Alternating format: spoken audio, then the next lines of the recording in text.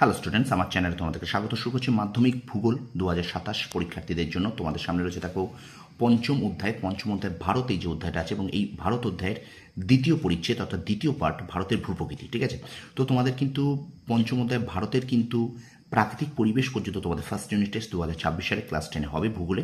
তো সুতরাং আমি ওই পর্যন্তই তোমাদের কিন্তু শর্ট প্রশ্নের ক্লাসগুলো করাবো আপাতত ফার্স্ট ইউনিট টেস্টের জন্য। ঠিক আছে, তো দেখে নাও মাধ্যমিক ভূগোল 2027 অর্থাৎ ফার্স্ট ইউনিট টেস্ট 2026 ভারত, পঞ্চম অধ্যায় ভারত এবং এর যে দ্বিতীয় অনুচ্ছেদ ভারতের ভূপ্রকৃতি থেকে এমসিকিউ। আজকের এমসিকিউতে প্রায় আমরা কিন্তু 50টি এমসিকিউ আজকের এই ক্লাসে করবো। ঠিক আছে, তো প্রথম থেকে শেষ পর্যন্ত দেখবে, একটু স্কিপ করবে না। চলো শুরু করি ক্লাসটি।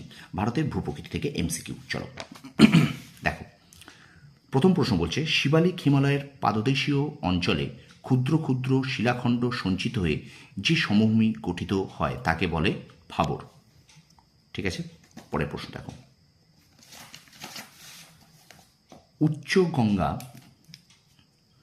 উচ্চ গঙ্গা সমভূমির পর্বতের পাদদেশের অনুর্বর অঞ্চলকে বলা হয় ভাবর।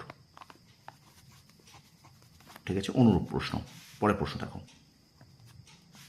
মালাবার বা কেরালা উপকূলের বালিয়ারিকে বলে থেরিস। পরের প্রশ্ন দেখো, সিন্ধু সমভূমিতে অবস্থিত প্রাচীন পলিগঠিত প্লাবনভূমি ধায়া।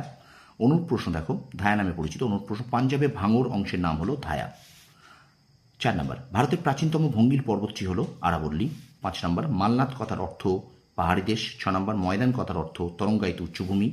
ভ্যালি অফ ফ্লাওয়ার্স অবস্থিত গাড়োয়াল হিমালয়ে। আচ্ছা, 8 নম্বর প্রশ্ন, আরাবল্লী পর্বতের সর্বোচ্চ শৃঙ্গ গুরু শিখর। মহারাষ্ট্রের উপকূল অঞ্চলকে কঙ্কন উপকূল বলে। 10 নম্বর প্রশ্ন দেখো, ভারতের পূর্ব উপকূলীয় সমভূমির দক্ষিণাংশের নাম করমণ্ডল। আর অনুরূপ প্রশ্ন, তামিলনাড়ু উপকূল এই করমণ্ডল উপকূল নামে কিন্তু পরিচিত। ঠিক আছে, আচ্ছা 11 নম্বর প্রশ্ন দেখো, শিবালিক ও অব হিমালয়ের মধ্যে অবস্থিত উপত্যকাকে বলে দুন। অনুরূপ প্রশ্ন দেখে নেওয়ার একটা, শিবালিক ও হিমাচল হিমালয়ের মাঝে অনুদৈর্ঘ্য নিচু অংশ যে নামে পরিচিত তা হলো দুন। 12 নম্বর প্রশ্ন, ভারতের সর্বোচ্চ মালভূমি হলো লাদাখ মালভূমি, অথবা ভারতের সর্বোচ্চ মালভূমি হলো ডেকান ট্র্যাপ। শুদ্ধ না অশুদ্ধ এটা কিন্তু অশুদ্ধ।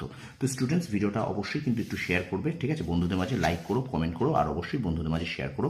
আর যারা আমার চ্যানেলে নতুন আছো, চ্যানেলটিকে সাবস্ক্রাইব করো, পাশে থাকা বেল আইকনটি প্রেস করে রাখো। ঠিক আছে, তো চলো আমরা ভিডিওটা কন্টিনিউ করি। আচ্ছা, এবার দেখো 13 নম্বর, মুম্বাই ও পুনের মধ্যে অবস্থিত গিরিপথটি হলো ভোরঘাট, অথবা পুনে থেকে কোঙ্কন উপকূলে যাওয়ার জন্য তোমাকে কোন গিরিপথ অতিক্রম করতে হবে, এটা হবে ভোরঘাট। পরের প্রশ্ন, আরাবল্লী পর্বতের পাদদেশে অল্প বালুকাময় মরু অঞ্চলকে বলে বাগার। অনুরূপ প্রশ্ন থাকো, থর মরুভূমির সবথেকে পূর্ব অংশটির নাম বাগার। লুনি নদীর উত্তরাংশে বালুকাময় ক্ষুদ্র মরু অংশ যে নামে পরিচিত তা হলো বাগার। ঠিক আছে, আচ্ছা 15 নম্বর প্রশ্ন, ছোটনাগপুরের সর্বোচ্চ পাহাড় হলো পরেশনাথ।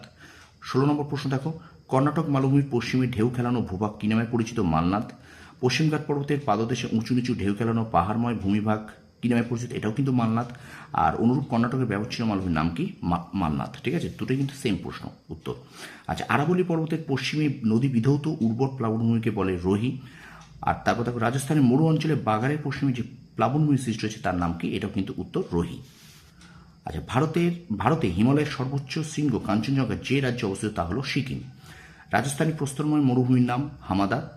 আর অথবা দেখো, ক্ষুদ্র মরু অঞ্চলের পশ্চিমের বালি ও শিলাখণ্ড গঠিত অঞ্চল হলো হামাদা।